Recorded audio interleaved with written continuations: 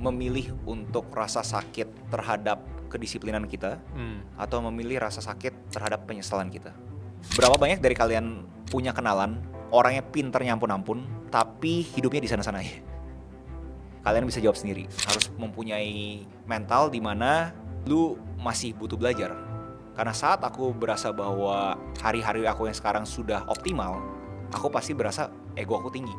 Udah optimal bro, mau ngapain lagi gitu. Oke. Satu pola yang menurutku Agus itu dimiliki oleh semua individu berkelas. Ada scientific approach juga, dimana kalau misalkan kalian itu bisa berendam RS seminggu 2-3 kali selama 2 menit, itu bisa ngebantu kalian punya lemak putih jadi lemak coklat, pengaktifan lemak coklatnya lebih tinggi, jadinya kalian itu ngebakar kolesterolnya lebih bagus, aliran darah juga lebih sehat segala macam. Protect your morning, that's the key to good life.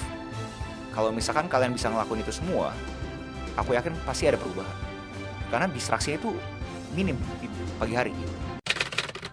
Halo semuanya, kembali lagi di podcast Suara Berkelas. Hari ini special episode karena kita akan membedah kesalahan-kesalahan umum ketika orang ngomongin tentang resolusi bersama temanku Agus Leo Halim. Thank you Bill for inviting.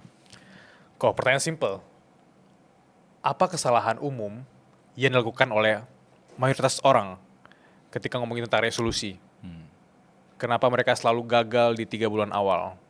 Apa yang bikin mereka berbeda dengan orang yang bisa konsisten sampai 5 bahkan 10 tahun kemudian? Yang aku lihat sih orang itu suka banget bikin goalnya itu kebesaran. Mungkin dalam konteks bahwa itu aspirasinya dia boleh, tapi akhirnya dia tuh kagak bisa mengkonkretkan di hari tersebut tuh dia harus ngapain.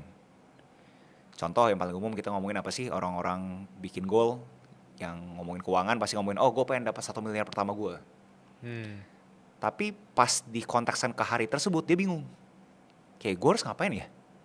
Karena udah terlalu jauh, akhirnya dia berasa ya udahlah, gue nyerah aja. Contoh kita ngomongin kesehatan. Gue pengen body fat gue turun jadi 20% dari 30%. Tapi dia bingung, kayak di hari ini gue harus ngapain sih gitu loh. Jadi menurut aku kesalahan yang paling umum buat semua orang yang udah pengen bikin goal tapi gak jadi, goalnya itu abstraknya ampun-ampun. Bukan berarti salah ya, tapi mereka kagak ngerti.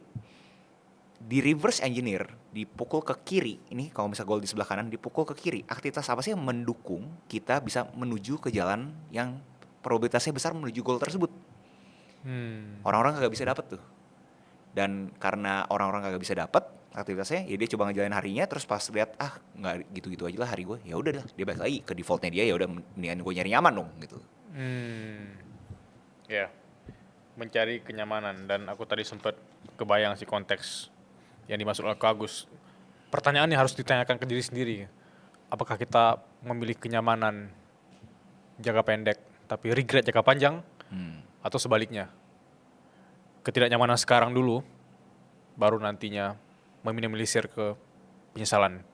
Ya, the classic question adalah memilih untuk rasa sakit terhadap kedisiplinan kita atau memilih rasa sakit terhadap penyesalan kita. Itu classic question. Sama-sama sakit. Orang tuh berasa nggak mau dulu ya. Padahal itu udah pure, itu antara kalau sakit disiplin berarti nggak ada penyesalan. Ada sakit penyesalan berarti nggak ada disiplin. Nah orang tuh pengennya, gue nggak mau rasa sakit gitu. Ya which is umum ya, namanya kita punya otak mamal kita kan selalu berpikir kalau bisa nyaman aja, ngapain kita rasain sakit gitu kan. Jadi buat orang-orang yang pengen masuk ke dunia disiplin, kalian tuh harus pikirin di dalam konteks yang paling kecil dahulu aja.